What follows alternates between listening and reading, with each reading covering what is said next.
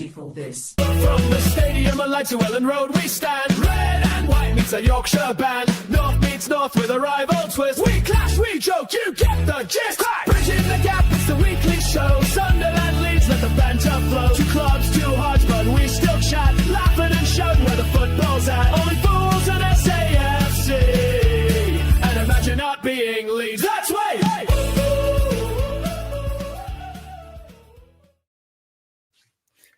Well, hello. How we're getting on? Hope everybody's all right. So, welcome back to another Bridging the Gap. You know, as a drill by now, the weekly show where me and my very good mate Matty discussing all things Sunderland and Leeds.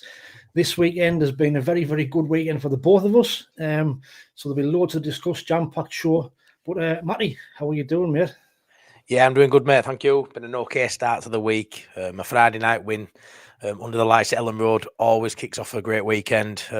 A bit of grassroots with my son as well over weekend. So, yeah, all good, mate, going into this week. And, yeah, then we press forward for next week, which we'll get into. So, yeah, all good my way, mate. And I'm sure it is with you, fine folk, your end, pal. I'm 100% certain you're in a good mood.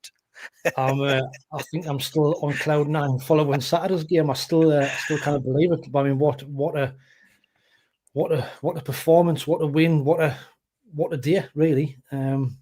Still can't believe it. But like we said, these are free hits. We didn't like calling them free hits, but you got there with no pressure. But to get a goal down and come back and win 2-1, it's just stuff of dreams, isn't it? Stuff of dreams. But we'll get into our game in a little bit. Let's see who's in the chat. Don't forget, you can put your comments in the chat, and we will try and get through as many as I can. I'm not the best at the comments, so I'll try and get as many as I can. If I don't, I do apologise. But don't forget to please subscribe to me and Matty. Imagine Not Being Leeds on my channel. Greatly appreciated. And we'll take it from there. So let's have a look, see who's in the chat first before we get across. So SJ, I still reckon it'll be around 40 points. I will probably touch on that in a little bit.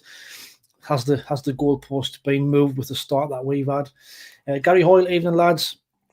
Paul Armstrong, evening lads. Good weekend for us both, certainly was. Steve SM68, evening Wayne and Matty. What a weekend for our teams. Superb results, keep it coming. Yeah, totally agree. John Boy's in there. Evening everyone, should be another good link-up debate. Aye. It's always good when it's a happy one. Not when Susie Forrester, Son Until I Die. Hiya, Susie. Ian Brown, all right, Matty and Wayne. Brit 89's in there. Probably the only stream that starts on time, but we'll try our best. Stephen Martin, hi everybody. Brit's in there. Matty's stream looks a bit iffy. I know. We've just been discussing that before we come on air. I'm hoping it's going to put us all right, but we'll wait and see. The good thing is his audio is good, but the good-looking lad that he is, I'm sure it'll still shine through. Hopefully. Richard Waite, Son Until I Die. Gary Holt's back in there. Ask Matty to see me and the man. Well, he has. If you haven't seen some of his TikToks and some of his live shows and his videos, he has got a cracking voice. So if Leeds keep on winning, we might get a song out of him at some point. You never know. You never know. Right, he's got a cracking voice as Matty. But if you haven't, check him out. We might get him to sing on the show one of these days. Steve Simpson, unbelievable win. What a performance. Heroes, one and all. Unbelievable work rate. I totally agree. T-Mac, evening all. Angela, hi everyone. Leeds. Come on, Angela. Brad Palmer, all right lads, Son Until I Die. And Tim the Millions in there. Good evening, Matty and Wayne and everyone. Question for later. Would you take 17th after winning at the weekend? Ooh, we'll start that one and come back to that one later on. Ian Brown, all you need is 20 points before December. We'll be on 20 at the start of November. That's crazy. Well, fingers crossed. But we'll touch on your game first, Matty. Obviously, Friday night, we touched on the game on the stream last week. You know, you kind of had your reservations about how it would go, didn't you? You weren't too sure. All your pictures come spot on now, by the way. Good. Just brighten the stream up. Right, so we touched on your game. You were a little bit dubious of how the game was going to go, but you know, when you saw the lineup, you know, were you kind of surprised? Was it 4 changes? I think there was. Yeah, there were, mate. Yeah. Before I go into that, pal, I'll just say, Ian Brown, all you need is 20 points before December. No, mate. All you need is love. All you need is love. And a win on a Friday night. Honestly, yeah, our buzzing, pal. Yeah, 4 changes. I think it needed it. Tanaka comes in. I think it was 4-3. Yeah, Okafor came back in too. four, So yeah, there were 4. Yeah, the big one was the goalkeeper change. Biol coming in for Strauch as well at centre half. Penny and Fadalo. They were the ones that I think most fans expected. Obviously, you look at Strauch; he's played well this season in moments. Darlow's done well after the colossal mistakes of Melier last season. I think we wanted to see these two players are coming for big money. I think they were about 15 million quid each. Perry started off a little bit shaky in some games. Got injured, so give Darlow a chance. And obviously, Biol came over from Udinese, where he had a suspension for that first game. Which, as soon as he misses that first game, and Strauch played well against Everton, it was Strauch to lose then. And I think the fact we've been conceding a couple of goals in 2 or 3 games in a row now, not that anyone's fault in particular way, and I just think it probably needed freshening up that back 5 and 2 changes there. And I was really happy with what I saw from Biol, which I'm, really enthusiastic about. I was going to be now going through season. 15 million quid, it needed to be a decent signing, really. And he looks every part of the player we all hoped he'd be. Looks a leader, looks strong, physically, really good in the air. I thought he was passing out from the back. I think he had 93% passing accuracy. And yeah, Petty, a couple of decent saves when called upon too. So the team, I think Stack as well, I was talking to you last week when I on Bridging the Gap last week on my show, saying, Stack has been below par the last few games, Wayne. But obviously we found out in the presser as well that he'd been playing with a rib injury the week before against Burnley. So I think it was fair to take him out of the firing line for this one. At home, Tanaka's a capable replacement. Didn't have to bring Stack on as well, which is good. So, hopefully he'll be fully fit for this weekend if called upon.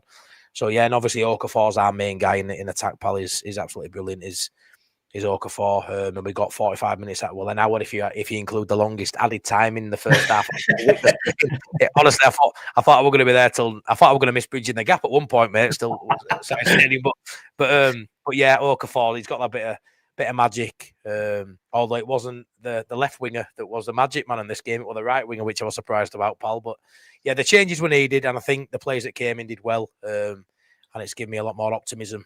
A lot better than I was this time last week, pal. Anyway, that's for sure. Well, but there's been loads, and I mean, you were saying the fan base has been quite up in arms after the defeat. To Burnley, there was thought it was under pressure, but within 3 minutes, the early goal, and all that pressure's kind of gone. I did tell you that when we seen West Ham live, they were awful. They really were awful. When I watched them against Jews, especially first half, I haven't changed my opinion.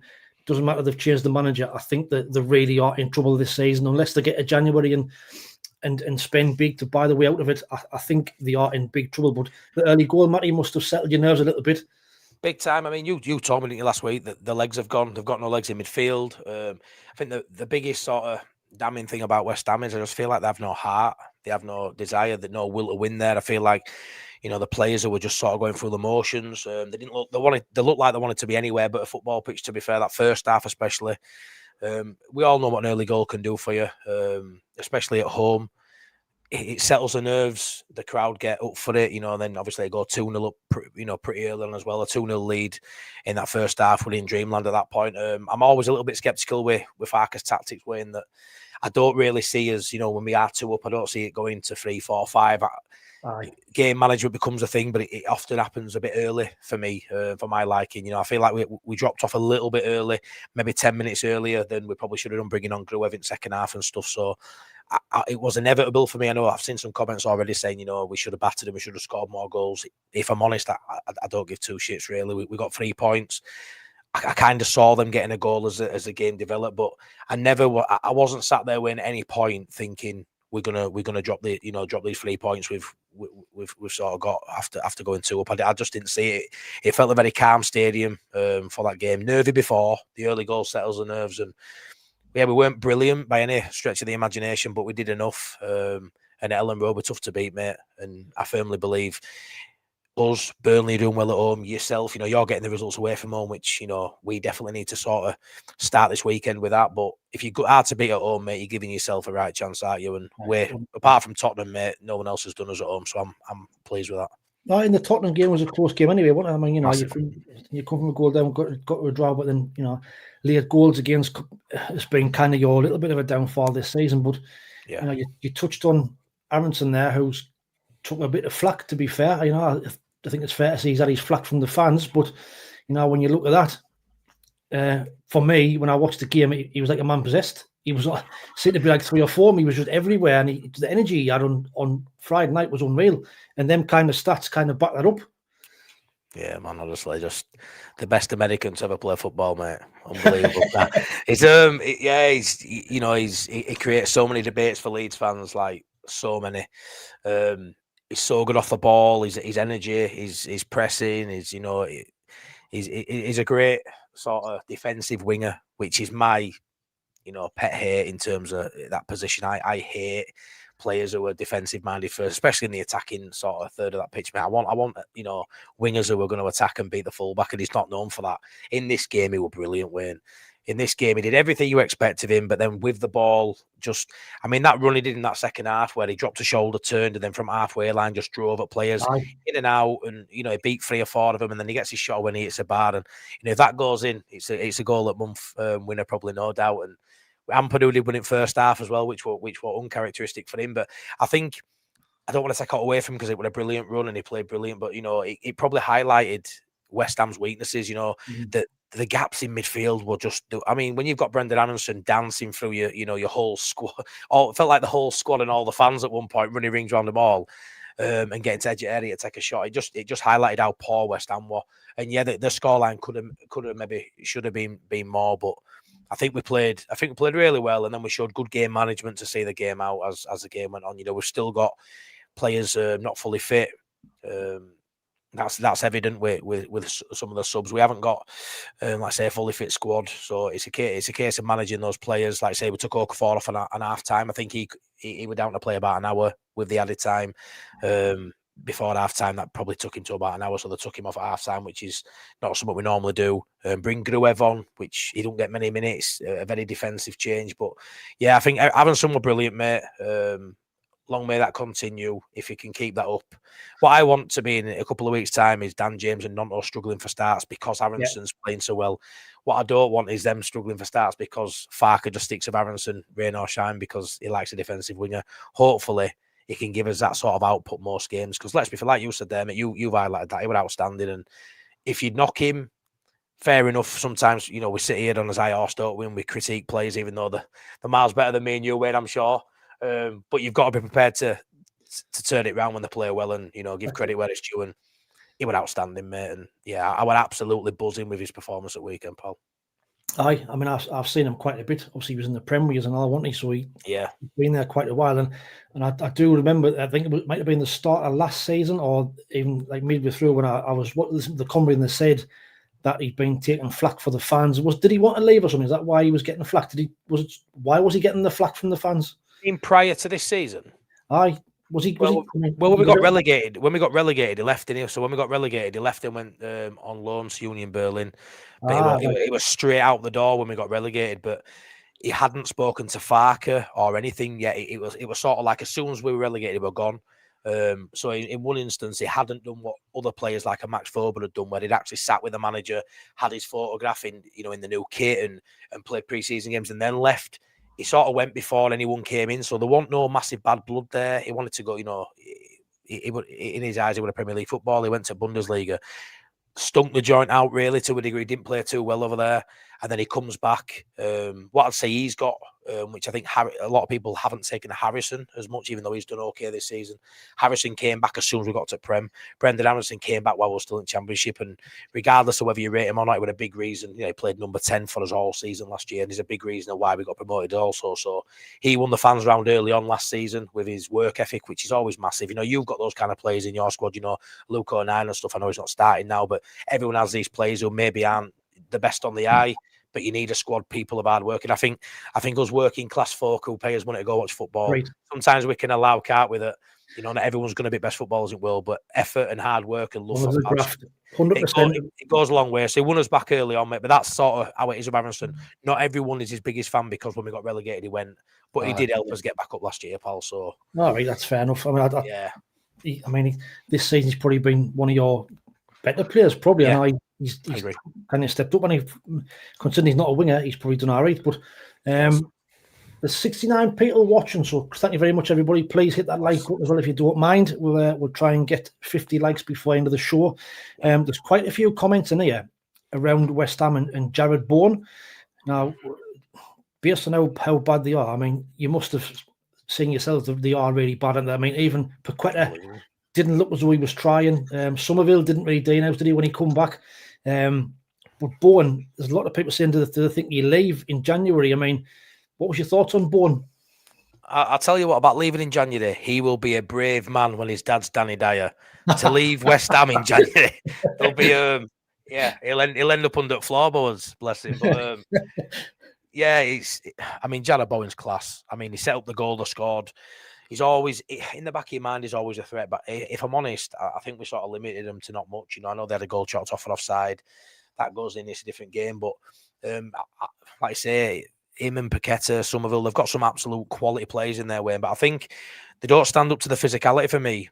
You look at the Premier League this season, I feel even when you look at Arsenal at the top, it's not that flamboyant football. It's not that nice 1-2 trying. It is very much at times go long, score goals from corners. I feel like the Premier League's moved away.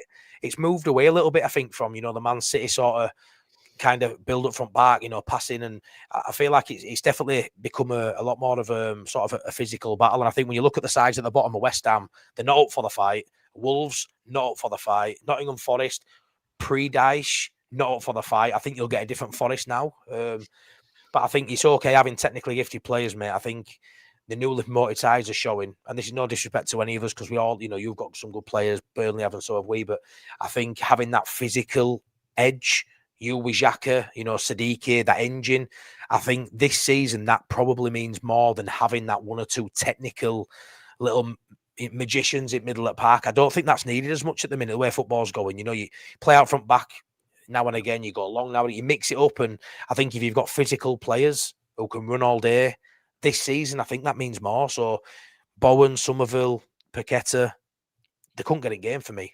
That's how I see game at minute, mate. That's how I saw. You're right. These long throws are now back in fashion, and we love them at the minute, because Nordy's just every time we get a throw in, there's excitement around the ground. You think, well, it's going to get launched in the box, and it causes me, and we'll get our equaliser from that at the weekend. And and you're on about going long, we'll get our goal. The second goal is just a punt downfield. So, I totally agree. That might be the reason why Man City struggled last season, because the game has changed a little bit. So, I agree. Top bananas in there. I've got to think Bourne wants to play for Leeds. I wouldn't say no. I mean, he's a top player anyway, but we kept him quiet. We kept him quiet, thank God. But you touched on midfielders there now, and our lot will not want to see this on the screen. But this guy for yous, I think he's probably been a big part of how well he's started. He's top there for big chances created in the Premier League, Longstaff. So, I know you we'll touch on it quite a bit. But is he that much of a big influence? Now we've got Xhaka, but is he that important to you at the minute? Yeah, I mean, it's wild when you think, he hasn't started every game in the Premier either. He didn't start, I think, the first couple of games as well. We started with Tanaka, Ampadu and Stack. So he's probably a couple of appearances behind a few of them on that list too. I mean, it's mad, because I knew it was a smart signing. I think anyone, if you take you sort of Sunderland glasses off and take away the fact it's a Geordie, I think when you look at him as a player for 10 million, 12 million quid, whatever it was, I think it's a snip for the experience. We spoke about experience, leadership qualities. He's a steady Eddie in there. He's so much more than that, mate. He's so much more than that. I mean, to see him topping, the big chances created as a sort of defensive midfielder, we all sort of look at him like, but no, I think he's going to add goals to his game this season for us. I think he's going to get a few goals. He's always arriving late into box. He's been a breath of fresh air, and apart from Rodon, probably second up there as one of the best players we've had this season. And I think for money, it's a steal. I actually think when we spoke about it a few times, the players who were playing minutes for Leeds, I think have all been good signings. We've got a few in there who James Justin and Bornal. There's a few that squad options who aren't going to get many minutes and haven't played many minutes, but Longstaff is probably, him and Goodmanson are probably pick a bunch. They're probably edging Stack at minute as well. But I think all in all, mate, we've made some really smart signings. It's always just how long can they remain fit. But Longstaff's one of them who is always available. He's a lot better going forward than what I think, and the stats suggest that. So, yeah, for that pickup, mate, of 10, 12 million quid, he's been phenomenal for us. And I think I always thought it'd be Stack, Ampadu, Tanaka, they'd be the three. I didn't envisage, Tanaka being a bench option for us this season. I honestly don't know how you could take Longstaff out of this side. So Longstaff, for me, it's Longstaff, Ampadu, and another now. That's the way it will be, and I think every Leeds fan would say that. Aye. I mean, it's fair play. He's I'm pleased he's not playing for us. To be fair, he's doing a job for you at the minute, so Brilliant. He is. But I've got some stats here that I pulled from the game this season actually. So you've averaged 13 shots a game. That's the highest rate by a promoted side since 2020, 2021. That's nuts, isn't it? I mean, what about that, mate? Say that again. I missed that first bit, broke up. It says Leeds have averaged 13 shots per game, the highest rate by a promoted side since 2020, 2021. Mad. What a stat that is. It's one hell of a start, considering, right, as the season started, we were devastated when we missed out on, that little bit of Stardust quality for that last little missing piece of jigsaw in window. And that wasn't Harry Wilson, by the way. We wanted a little bit better than that, but we were scratching around for Harry Wilson on last day at window. But we all sort of looked at it and thought, we missed it. Where's this quality coming from? We haven't got a number 10, that right-hand side's a bit weak. Yeah, Okafor's decent, but where you look at our side, bar Okafor, who's that little bit of quality in there? Who's that Stardust? It's proving to be Longstaff, it's proving to be Stack, creating the big chances, but they're not a flamboyant sort of creative player. No, they're just a workman-like sort of player. Turns out it don't matter because look at that stat there. We are creating. Yeah, like I say, it's we play exciting football. I think we mix it up quite well. We go long at times. We play out from the back at times. I think we're quite hard to sort of read because we do mix it up with various play really well. But it is quite surprising, to be fair, that we're in a position now where we thought we were lacking quality, and we're putting up numbers like that. Our players are topping the metrics of creating chances and big chances, and the team's having 13 shots on average on goal. So there's not much more you can ask for that other than the ball wants to go in the back of the net. But I'd rather be creating the chances, having the shots, than not being in the right areas. Also, you've just got to hope you keep doing the same thing over and over again. Eventually, you start getting more hit the back of the net than not win. Aye, that's the thing. The worrying thing is if you're not creating stuff, then you need to worry. That's when you are in trouble. I have started quite a few messages that I'll come back to later on, because there's some good points in there which I'll come back to. But there's some talking about John Boy's on about West Ham. Paqueta didn't even try to challenge Rodon when he scored. I think he left him. Top banana, Forrester going down. From what I've seen, I wouldn't disagree. I'm not sure if Sean Dyche is the man for them. I mean, I think he keeps them up, Wayne. Do you think? Yeah, I do. Unfortunately, yeah, I do. Ian Brown, what's the shit about Carvalho? He was poor. Aye, so he's been linked with us today. Some rumours coming around that we've been linked with Fabio Carvalho, which again, I'm not. He's at Brentford, isn't he? He's not getting a game, so yeah. I'm not. We have as well, Wayne. We have as well. Oh, well, you can have him. Well, not trying you on that one. John Boy, confident in the Sunderland squad is there for all to see. They don't know the meaning of surrender. You're right. We have got quality, but we've also got that fighting spirit as well. Harvey says Wilton Isidore is third in goals per 100 touches in the top 5 leagues. He has made the step up like a piece of piss. Probably a good point, actually, because my thoughts on him before the season. I thought he would struggle, to be fair. I didn't think he would have the quality for a step up. Honestly, mate, that's a mint stat. But where do they pull these stats from? Do you know what I mean? Like, oh my God, like that is unbelievable, mate. I've scored the same amount of goals as Pele in the Premier League. What a fucking stat that is, lads! What a fucking stat that is. Pin that one up. I've scored 6.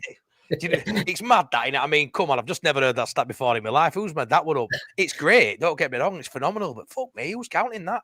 That's I want to be a statistician. I want to be sitting counting these fucking touches. Honestly, I think it's funny how they make him up. But yeah, I mean, Isidore, mate. I told you last season I'm a big Isidore fan. I think he's a Prem player in the waiting. He went through a bit of a balance spell in the last season, which sort of thrown a bit of shade on whether you thought he'd do it or not. You were very sceptical of Isidore stepping up. But yeah, he's great, mate. We always said he had the physical attributes to sort of be a top player in the future. Still young. He's going to go through runs in it, but at the minute, mate, he's bagging for you, and what more can you ask? I mean, how much is he worth? Well, that's it. I mean, I think there's rumours that Aston Villa are looking at him in January. I mean, you're going to get that when strikers are scoring goals, they're going to get linked, aren't they?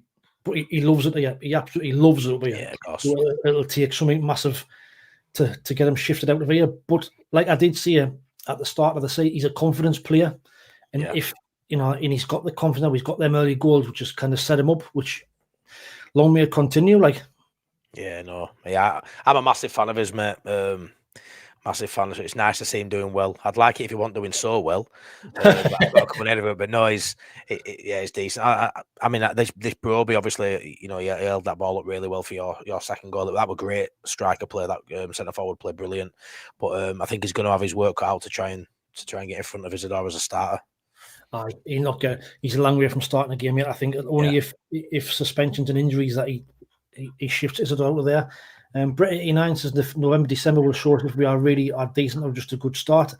I think we're past that now. I think we are really decent. I think Saturday kind of gave me a lot more confidence. You got to Chelsea and you're hoping, you got in there with hope, didn't you? But to win the way we did, and we actually went toe to toe with them. We're going to go down after 3 minutes. You're thinking, this could be another 5-0 battering like what you was at Arsenal. But to be fair to them, they kept level-headed. They kept going, and we honestly it was end to end. Could have been like 4 each. The way the game went, it was mad. Mate, Wayne, you don't know what you're talking about. You need to get rid of your channel. Remember, you were saying we got a goal down. It's curtains. It's a long day. What do you know? What do you know? I just talk shite. Everybody knows that. Honestly, mate. I mean, I see that come up. You won down, and I'm thinking, oof, Wayne's right here. It's going to be a long day for you. But yeah, like you say, I can't emphasize enough how much you attack the transfer market, and then you go onto the pitch and you attack the pitch. You attack the opposition, and just from the top to the bottom at your place, it must be a great vibing seat at the minute. Everything's going right. It's just been the trajectory of everything's just been like that since the playoffs. Awful run of form before playoffs, thinking you're not going to go up, then all of a sudden you hit this run and you just can't come down from it. At some point it is going to come down for me, Wayne. You're not going to finish top 10 in my opinion, but what do I know? I'm just a fat lad from Leeds who'd love to be in your position currently. But yeah, I absolutely love everything about your business. I love everything about the attitude of the players. I love everything what I hear in the interviews from the manager. And yeah, I'm buzzing for you, and I'm buzzing for us, and I'm buzzing for Burnley because we're all doing well. We're all at different stages. You're doing ridiculous stuff. We're probably where you should be, or where we should be if we're slightly outperforming what they've seen in previous years. And Burnley are probably where probably slightly higher than we'd expect as well. So I'm glad we're all doing bits to sort of, we say every week, don't we stick 2 fingers up at the masses that said we'd all try, but we can't bridge that gap. But yeah, you've well and truly, gap is bridged. So far. Yeah, I made up for you, mate. I made up for you. That is a result that changes your whole mentality as a fan, doesn't it? When you think we're doing well, but yeah, and no matter what you say, mate, I remember you saying on your review, a lot's been made of the easier fixtures and stuff, but that was a thing. That was a thing. You go to Chelsea, and now you can put that to bed and go, well, we're actually better than what people maybe think we are now, and what you think you were as well. But I mean, again, it'll always be the case when one of us 3 beat a team, or the other team played shite, and that's what you're going to get. It's never, will Sunderland play well, Leeds play well, or well, West Ham was shite, Chelsea was shite. You know what I mean? You've got to make them look shite. So. There ain't going to be this game this season where we'll get battered 4 or 5-0 like Leeds this season. I didn't attempt fate because you never know. I disagree, Ian. You will get pumped at one point. You're not going to go all season and not get at least 1, 3, 4, 5-0. That will happen, Ian. I think that's delusion to think you won't as a newly promoted side. I think like you see, it will happen. You get somebody sent off against the big side, and it'll happen. It'll happen. You go away to Arsenal, go away to City. I know you got to Chelsea and you win, but I don't think. Yeah, you're going to have a fair few losses still this season, but you're doing brilliant in a minute. Aye. Like I say, long may it continue. 86 watching, cracking good numbers tonight. Thank you very much. We are back, baby. That like button. But Wayne Hutchinson's got a good point there. It's all down to Reggie Labrie. So Reggie Labrie, fair play to him. He came in, he was an unknown And the worry is, now we're doing so well, if some of these bigger clubs or so-called bigger clubs lose the manager, do they start looking at managers like Regis Labrie? You know, you could be a victim of your own success. Yeah, I think it's a bit too early into it for that. You know, we can be confident, and especially after beating Chelsea, you can. But I still think it's too early for that. You know, I think if you get to other side of, you know, January, you get into January, you get into other side of New Year, and if you're still in that top 10, then that definitely changes things. I think 9 games, they say about 10 games is a good measuring stick of where you'll be. But I mean, where are you now? 3rd, 4th? 4th. I would say you're not going to finish 4th. Do you get what I mean? Like you're doing brilliant, but I think it's too early for that. But yeah, I think Labrie, he's frustrated you at times. I think that we go through motions, don't you? They can be quite stubborn at times, make some wrong decisions, obviously. But let's be fair, he looks every part of Premier League manager. The way he's, you know, handling himself, the in-game management looks great. The way he's setting you up, I'm loving the way you play, mate. You know, you're really good on the break as well. Yeah, honestly, I really like your manager, and I hate saying so many good things about you, mate. That's why I keep saying you're going to fall off this at some point. But I really like Labrie, and I think he's definitely a manager that will go to the top at game. I think we've seen enough in the 9 games to suggest that, but I definitely think it's too early to suggest someone to come in for him just yet. Do you know what I mean? Yeah, he's not proven. You know, or if we finish in the top 10 over the course of the season, then that's different. But I'm sure by the end of this season, I'll have you in a red and white top. I'm sure I will. Not in red, mate. Like, what's your away kit? Blue in it, yeah. But on our game on the weekend, so obviously we made 2 changes at the weekend. So we went to that back 5 like I spoke about. So Ryan Aldo came straight back in, but we also played Gia Trudia in centre half and switched to that back 5. And we just touched on Labrie there. And it's good that he did learn his lessons against Man United. You know, you kind of go into these big sides and top sides and play with a back 4. But the way that he had us set up there, I mean, that team was class. It really was. He got the tactics bang on. The way we set up was bang on. Everything about it was just a perfect day, really. I know we spoke about Traore on the show last week, which I said I wasn't convinced about, but he had his best game for us on Saturday. Grafted was getting back. Enzo Lafayette again in that like wide left, but tucking in kind of position again looked really good. And he was probably my man of the match at the weekend. He absolutely grafted his knackers off all game, putting tackles in, but also creating stuff as well. And but what's your thoughts on that lineup? You know what I mean? Yeah, I know, like you say, you were worried about going to maybe a 4 at the back, keeping a 4 at the back like you did against Scum. But yeah, I think looking at that, you can see straight away Lafayette's going to tuck in a little bit. It gives Ronaldo a chance to bomb up and down the left-hand side. And that's the sort of side I think you should be adopting as a newly promoted side, you know, going up against some of the bigger sides away from home. I think that's how we should have sort of set up away at Arsenal. Try and make it compact in middle and let your width come from your wing backs.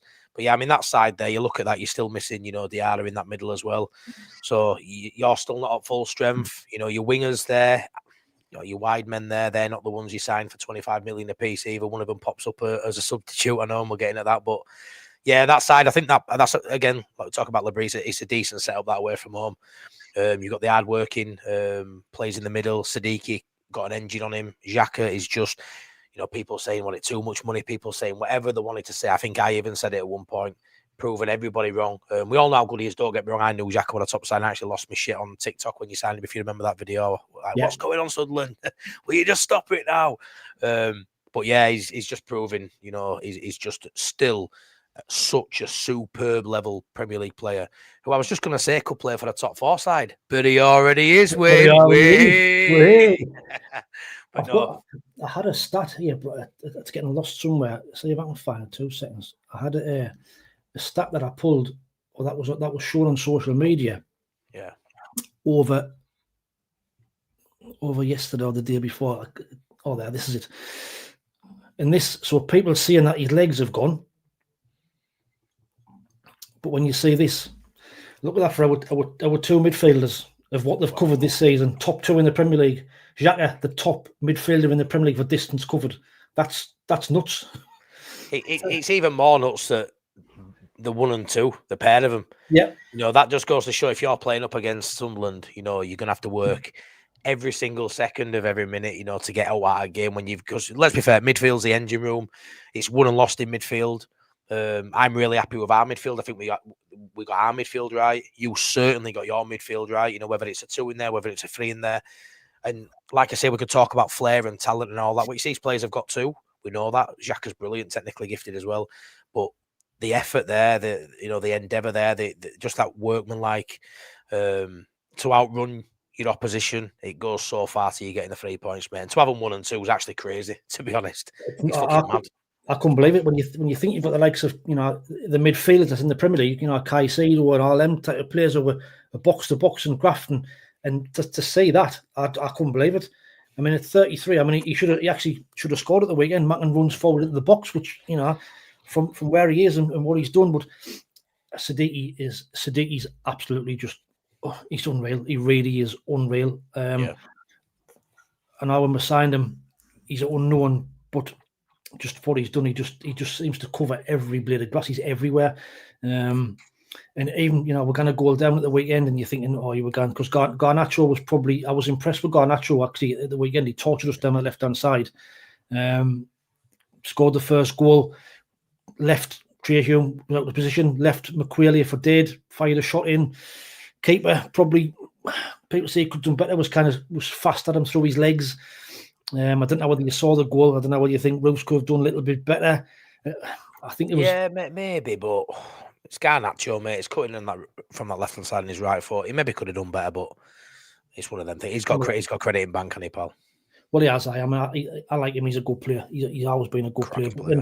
But like you say, you come back and then you get the goal. That long throw is a weapon now in the league this season, and you know, we have proven that to be a massive weapon for us. Like I said, I said earlier on, there's an excitement around the place when we're getting throws at the edge of the box.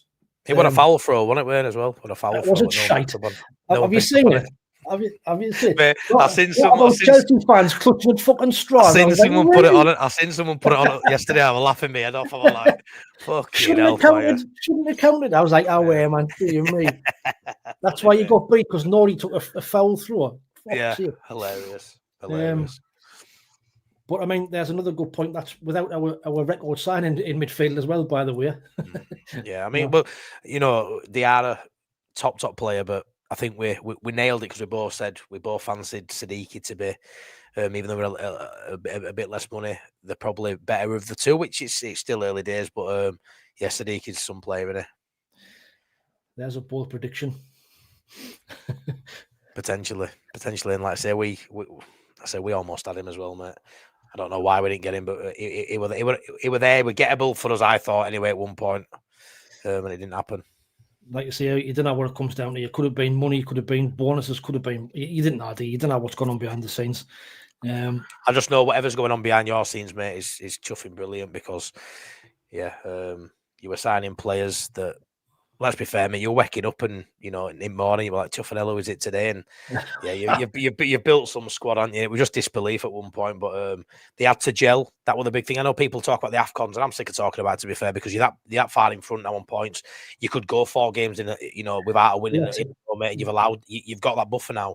But like I say, you're doing brilliant, mate. You really are.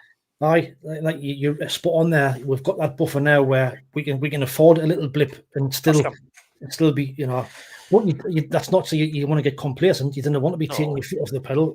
Of course you didn't, but if you do have the odd one, when you've got Arsenal away, or Arsenal at home coming up, if you get beat, it's not the end of the world. If we can get a result on Monday against Everton, then you never know. But obviously you're saying our second goal, you said earlier on there about the hold-up play from Broby, that's probably him and Talby. They come on a sub and kind of won the game for us. Talby with a great finish, Broby with a great bit of hold-up play. I do still question the Chelsea defence, mind, why anybody put a tackle in. There was two of them there, just had to show them outside down the, you know what I mean? But it is what it is. bad news for you though, bro. We can't play this week because apparently he's still at Stamford Bridge with ball in box. Still holding on. Honestly, traffic on the M25. I've seen them all. I've never seen someone hold the ball. I mean, that just goes to show you, like, I mean, Chelsea there. If I were a Chelsea fan, I'd be fuming. I mean, I know he's a big lad and he's holding ball there, but can you believe that they allowed him to hold it for? Exactly. It might have only been a few seconds, but it felt like an age, did it? Like an age. Just allowed him to play it in line. A really well weighted ball, and Talby, who I haven't been massively impressed with when I've seen him play. Brilliant finish. Fruit legs a defender. Keeper has no chance. And yeah, the scenes in the away end were something to behold, mate. They really were. Aye. I mean, I've got a quote here from, this is Nordy. So Nordy McQuilly at the end there, he's like that for a few minutes, and he just said that. I mean, what he said on here, it sums us up as Sunderland fans perfectly. You know, he said, in that photo, I'll tell you the truth, I knew the fans here weren't happy for a long time about what was happening at the club. So I was thinking about what they must be feeling now, winning at Stamford Bridge against an historic club like Chelsea, and made me really happy. And them's the type of signings, you know, this lad's played at PSG, he's played with Messi, he's played with Mbappe, and he just gets it. He just gets it 100%. The way he was celebrating with the fans at the end of the game, and for like, I think it was £9.5 million or something, you know, what a signing. And these type of players, it's just, I keep on saying it, it's unreal. Still can't believe we've got these quality of players. I mean, just keep doing it. Keep doing it. Yeah, that's it. I mean, like I say, it's come from the riches of PSG and playing with some of the best players in the world. But, you know, is it a proper football club, a proper English football club? And, you know, can you imagine never playing in England before, and then you come over to a side like a Sunderland or even a Leeds, or just one of those, you know, sets of fans that are just over the top and so loud and so, you know, I can only imagine what it'd have been like for those players walking over to them, getting applauded off pitch. It's probably one of those moments you remember forever, in it. You know, away end at Chelsea. It's class. It's class. Well, I think all the players that we've signed have kind of said that, like, they didn't realise how big the club was, or how nuts the fans are about the club until they actually saw it with their own eyes. I saw it. I think I saw the podcast today with Frankie Francis, who used to be our commentator on SAFC fan on the fan channel. Yeah. And he was doing an interview, and he said the one about how we signed Xhaka, and Xhaka was saying after the owner kept on phoning him 6 or 7 times from a Swiss number, didn't know where it was. After the 7th time, he picked up and answered the phone, and after 15 minutes of speaking to Dreyfus, he'd agreed to sign, because he getting the project, what would slow the project in. And like the commentator said, so you've getting Xhaka, who's in the Bundesliga, won all these trophies, and, you know, had a cushy number there. Really, you've getting him out of there to potentially play in a relegation battle. Just is testament to how we have done this season, and even him, he absolutely loves it. He absolutely loves it, and it gets under the skin. You know, when all not. It's good that they haven't gone for the bright lights of London, and, you know, want to be down there. They've come to a proper team and a proper club, like you said, and we're now reaping the benefits of it, really. Yeah, well, like I say, that was the one signing. I think for all the good players you've got, that was the one signing that sort of needed it all together for me. I think without Xhaka, and we could talk about even if he played a midfield too, with Siddiqui and a fit Diarra. I think without Xhaka, I think it'd be a fair few points off what you're on now, and it's not a one-man team by any stretch. It's really not. You know, every player that's starting for you now and playing, and they're playing the part, and it's a great side. I didn't think you could gel a almost brand new 11 together so quickly, but Xhaka is that mainstay in that midfield who, if he stays fit, will be the reason why you finish 5, 6, 7 places higher maybe than you would have done without him, in my opinion. But what do I know? I think you're right. I think he does get us an extra 3 or 4 places. I really do. He's that good, and he's got standards. And he's got the rest of the players now coming up with them standards. Yeah, I don't know whether I mentioned on the show the other week that I think Wilson Isidore had came out and said that Chris Rigg had been a bit lazy in training, and Xhaka, he's had a word with him. Just standards, you know. 100%. These are expectations. Yeah, young lad coming through Sunderland, been in Championship. All of a sudden, he's got, you know, an elite player who's won a lot in the game. Coming in and telling you how it needs to be, and that dressing room will have risen multiple levels, because like I say, he doesn't want to be bringing himself down to a lower standard. He's pulling everybody and dragging everybody up to his level, and that's obviously being shown on pitch, mate. Aye, 100%. 100%. So that kind of wraps up our 2 games, 2 cracking wins, 2 cracking performances. Just before we move on to the weekend's games, I'm just going to go back to these start comments that I had. So we're with the promoted teams doing better than expected and established sides in the bottom 3. Does this move the normal 40-point safety? If so, what do you think it will be? So do you think we might need 40 points? I don't know. I mean, Régis Labrie said on his interview after the game on Saturday that our target is to reach 40 points as quickly as possible. So that must be obviously the aim of what they think 40 points is going to be safe. Yeah, I think he should be saying that. I think, I mean, if you're Man City, if you're Chelsea, whoever you are at top end of the table, you're not talking about a title charge a minute. You're just taking a week at a time and all that. So I think as newly promoted side, it'd be daft to say anything other than get to 40 points, and then we'll start looking higher. That's the way to tackle it. I think Régis Labrie try and pour a bit of cold water on the expectations because they'll be very high now. A couple more wins like this, and you'll start dreaming of Europe. That just naturally will happen. So yeah, I think he's done right with that. I think the points. I don't think 40s require. Some say it is. I think high 30s definitely. I think when you look at previous seasons with the newly promoted sides going down and, struggling for points, 20, I look at it, when you look at the size of it, I think surely, no one's going to be in around 20 points, 25 points. Surely everyone's going to be 30s. But you look at Wolves, mate, and I don't see Wolves winning a game. They could be proper turgid, but I do think, if we are banking on a West Ham, a Forest maybe going down, you'd assume they're going to be in the 30. I can't see them being. Even Burnley, look at Burnley on 10 points at minute. So even if they're going to struggle, I don't think it's going to be so low this season in terms of, the 3 going down with 15, 20 points. So yeah, I think there'll be an expectation on anyone staying up to be getting high 30s. A point a game is what I'm going off on with Leeds. I'm looking at a point per game. So I think 38 keeps you up, but I don't think that's a 10-point gap like it may have been last season. I think maybe someone will go down on maybe mid-30s potentially, mate. I think you're right. I think the fact that we've done so well I think it's raised the bar a little bit. All these teams who I think probably thought they were comfortable and I thought they were safe, where with the 3 promoted sides gone straight back down, they've now suddenly realised and thought, oh shit, we're in for a battle here. The 3 teams have started well, and if they keep on performing well, then if you slip up, you could fall foul and you could drop out quite easily.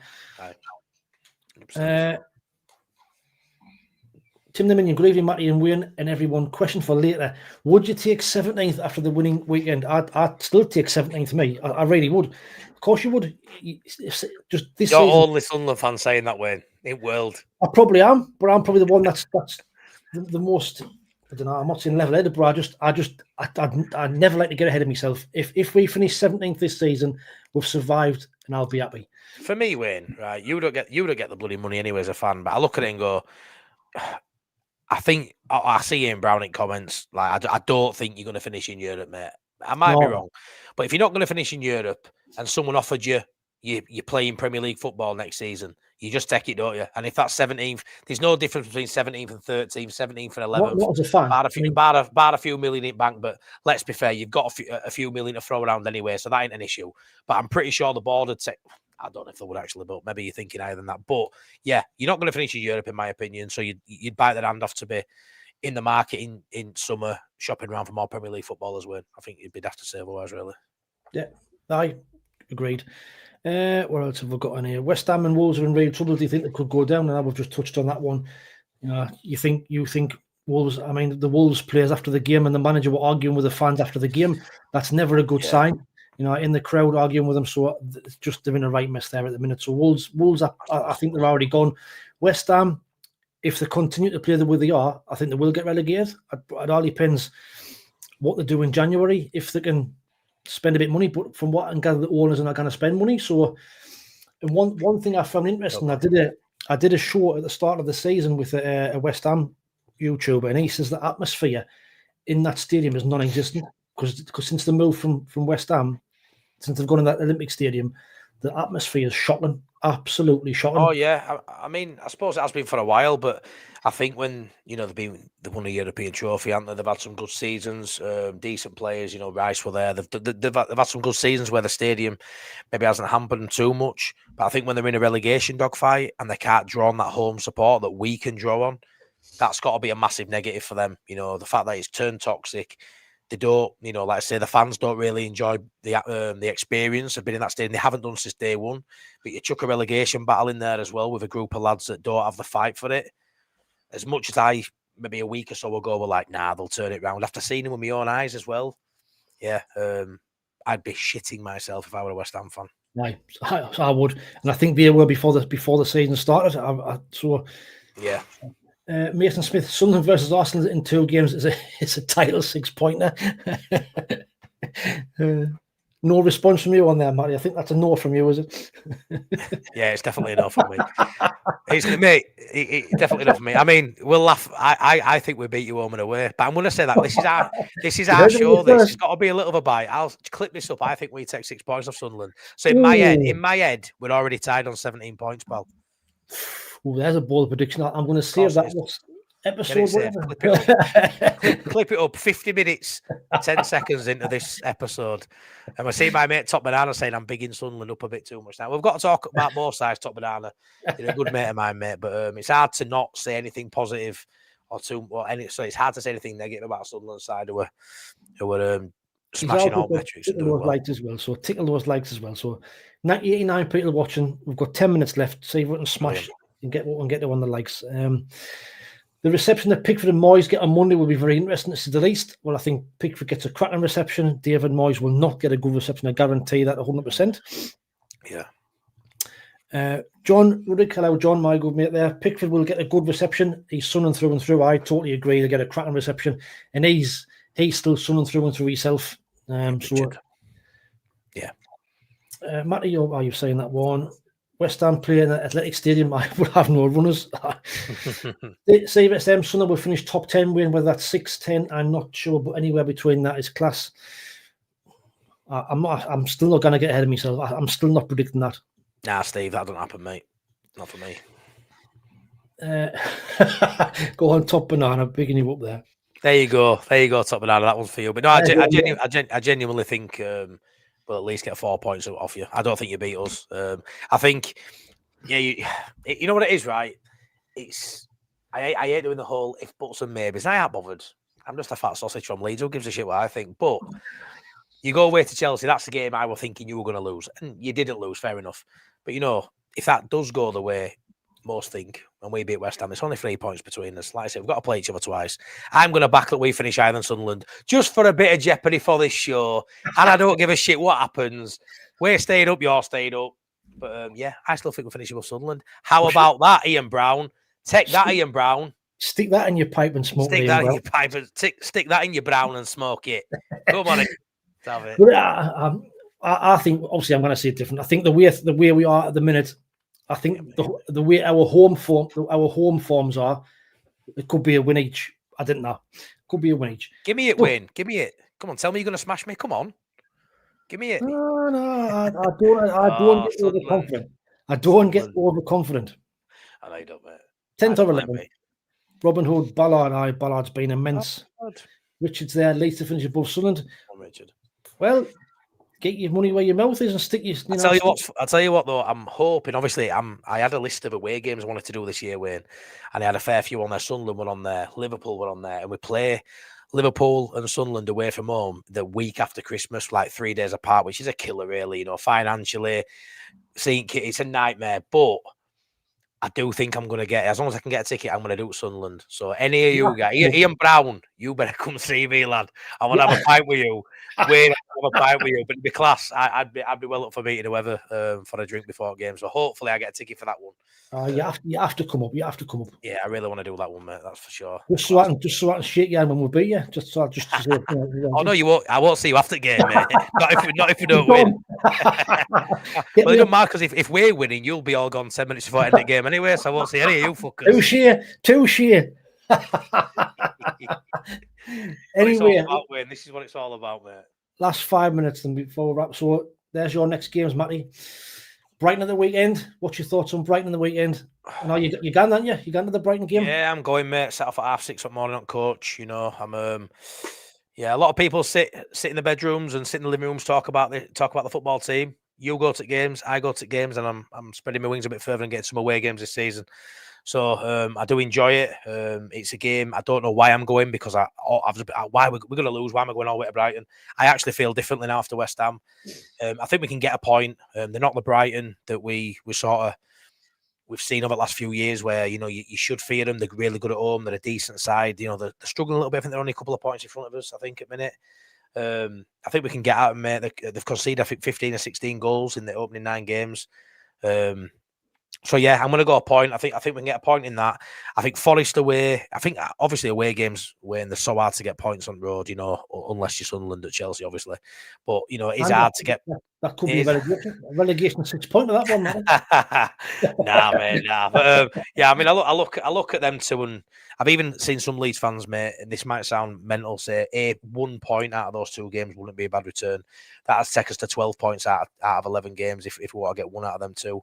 Which would still be decent, would still be above that points per game ratio. I think a lot of Leeds fans, especially on my channel, on my community, they have that bit of a rivalry with Sunderland fans, and some fans don't like it. What we talk about Sunderland for, so I think it's easy to measure ourselves against you guys because you're 6 points in front of us, but we just keep doing our thing, and I'd be happy with 2 points, a draw out of both of them games. Maybe 1 win, 1 loss wouldn't be bad either, and then obviously you come back to Villa at home and you've got to win that game, which Villa are improving now, though, so that looks a tougher game now. But the problem with that is that from that Man City game onwards, it's hard to see where wins come from. So out of those next 3, I think we need to be targeting maybe 2 wins, a win and a draw. I'd be happy with 4 points minimum, but yeah, it's tough, mate, to get any wins in Premier League. But after those 3, it's a very tough run for us. So it's for both clubs, but I think you definitely have to get some points out of the next 2. I think Villa's a really, really hard game for you. Because I think they've won the last 4 or 5 games. That there might be more than that. It might be 5 games on. They'll beat Man City the weekend. They've gone from being crap to smashing it, mate. Yeah, they're smashing it now. Aye, they've turned the corner, which makes our result look even better. We knew they were a good side. I know they were in poor form at the time, but again, that's 3 points. A draw we've picked up that probably most people didn't expect would get with 10 men. So, what else have we got in here? There you are. Challenge accepted. There you go. Sound buddy. I'm up for that, mate. But yeah, hopefully I can get a ticket. We have to be confident. Happy win. I'd be happy with 12. Of course you bloody would. Proper club fan still at the end. Yeah. I know Burnley play West Ham in 2 weeks. That's a big game. Huge game, Robin. Huge big game. John Boy says, don't know about Touche and Touchy more like. Got to target full points at Forest, I suppose. We'll target it. Yeah, we'll target it 100%. John, don't go to London. Took 9 hours to get home. It's a good job of 1 then, John. It was been a nice, enjoyable trip back, and it took 9 hours. But ouch! Another miserable trip home, Matty. Maybe, Brad, but I'm really miserable regardless, man. I'm just happy to take part. I'm just happy I'm going with wife as well. I'm taking wife to a first away day. Bit shopping beforehand. She'll do out to get away from kids, honestly. She'll do out. Brighton, a hit miss. They are never a top-class team. They are. Do you know what it is with that, though? That there is a very Ian Brown comment. That is a very much like, that's very much, like I did when you played Man United. I'm like, oh, you've got to go there and beat them because they're shit. When really, if we get beat by Brighton at Brighton, it's not the worst. That's not a season-defining game at all, Ian. Like, we have no right to go to Brighton and get 3 points. But there's a possibility we could get a point, or, you know what I mean, though? That, it's an Ian Brown comment, that. they're not shy out of Brighton, Jesus Christ. And then there was next games. Obviously Everton on Monday. I think it's a game I watched them play. Did they play Monday night? I think did they? Yes, I think so. Yeah, they lost 3-0 to Spurs, didn't they? Weekend. So I think they were really poor that game. I do think, Grealish. If you keep Grealish quiet, you keep them quiet. I think defensively they're really poor. I don't rate Tarkowski. I think he's rubbish, and I think Michael Keane got any pace at either. I just think they really struggled defensively. So I think we can get 3 points there. But obviously Arsenal the week after. It's Arsenal. I sort of look at that and think, on the basis of it, that it's 4 tricky fixtures, but I think the fact 3 of them are at home. It's massively favourable for you there. I mean, I think you've got the easiest game away from home. I think Fulham, obviously, where they are in the league, they're the easier game. They're away from home. That's probably, the fact, you're away from home, but it's the easiest fixture, I'd say, probably plays into it. Arsenal at home is going to be an interesting one. See how you hold up. Obviously, we got about 5-0 at their place, so it's a little bit different than playing them at home. But we have been Arsenal's bogey team in recent years. You have, mate. You have. Yeah, Everton. If it depends how Everton turn up, they've been a bit hit and miss this season. But when they're on it with Grealish, they're a threat. But yeah, the Arsenal and Bournemouth one, even though they're both at home, I'd be shocked if you got more than a point out of those two games. But I think you'll beat Everton. I think you'll lose to Arsenal. I think you'll beat Fulham, and I think you'll maybe get a point. So I think you're looking at 6-7 points out of those 12 games, which would be a great return, in my opinion. If we get 6 points out of that, I'll be more than happy. More than happy. I mean, Bournemouth are in cracking form. Bournemouth are unreal at the minute. Good side. Really good side. I tipped them to struggle massively with the players they lost, but they've just replaced them with even more quality. And it's just mad. Fulham are in a really bad form. I think they lost the last 4 or 5 games, haven't they? They're in a really, really bad. I mean, we've played all them teams, Win. We've played all of them. So, I've sort of seen them firsthand. And I think Bournemouth and Arsenal are standouts and they're so tough. Fulham away is never easy. I don't think there'll be much in it. But yeah, I think there's 2 wins in there for you. And then can you do something against Bournemouth? Potentially, we've been at home. So I think I'd fancy like you. I fancy us to beat anybody at home. Well, not like Arsenal, but I would fancy give anybody a game at home. Anybody. 100%. They're all, bar Arsenal, really. They're all games you can. You might even do something against Arsenal. Who knows? But yeah, they are even Bournemouth. You have no right at the minute, really, because Bournemouth are class, mate. Even though they play away from the class, but at home, again, you have every confidence. You should be like that. You should feel like that as a fan. You have to. You need to come into games expecting they're going to get beat.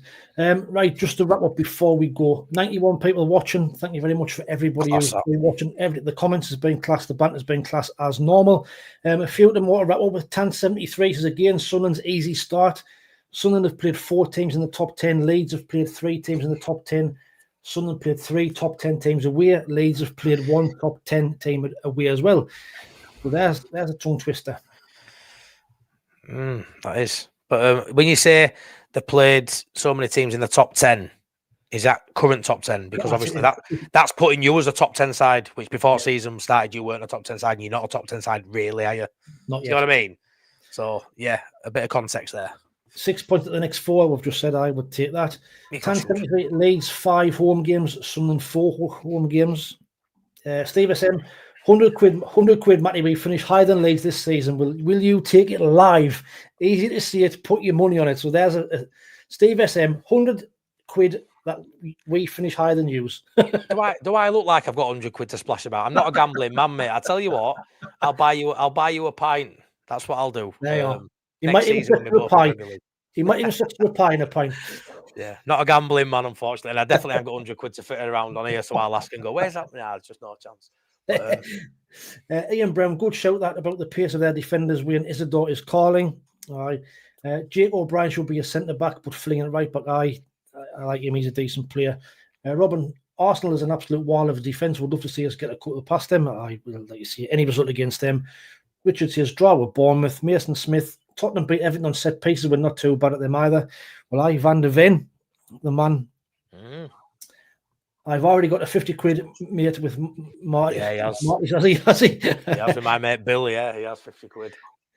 And to round it off, another great show, lads. Good night. Cheers, Gary. Appreciate it. It wasn't bad, wasn't it, that way? It wasn't bad. Never is it? It's been a good show tonight. Good bit of banter. The comments have been class. Please don't forget to keep on liking, sharing, and hyping the new thing on YouTube is hyping the videos if you can. Don't forget to head across to Matty's channel as well. I'll be on there next week where hopefully we've had another 2 positive results and the chat and the banter is just as good. Subscribe to us both. And in the meantime, do you want to say goodbye, Matty? I'll say goodbye, Win. Everyone, take care. Sunderland, Leeds fans, love to you all. Thank you so much for watching. Have a great week. And we'll catch you next week on my show. See you later. Sunderland's where we live and fight with pride.